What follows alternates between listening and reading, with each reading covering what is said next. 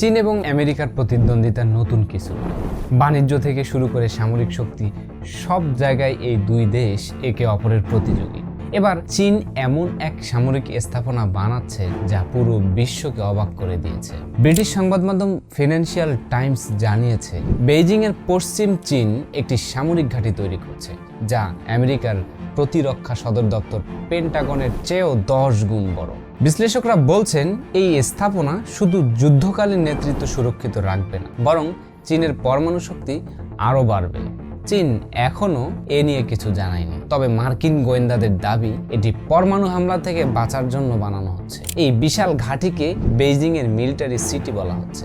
বিশেষজ্ঞরা বলছেন, আমেরিকার এমন অস্ত্র আছে যা বাংকারও ধ্বংস করতে পারে, তাই চীনও নিজেদের প্রতিরক্ষা শক্তি বাড়াচ্ছে। তাহলে কি এই দুই দেশের এই প্রতিযোগিতা ভবিষ্যতে বড় কোনো সংঘাতের দিকে নিয়ে যাবে? আপনার কি মনে হয়? চীন কি যুদ্ধের প্রস্তুতি নিচ্ছে, নাকি এটা শুধু প্রতিরক্ষার জন্য তৈরি? জানিয়ে দিতে পারেন আমাদের কমেন্ট বক্সে।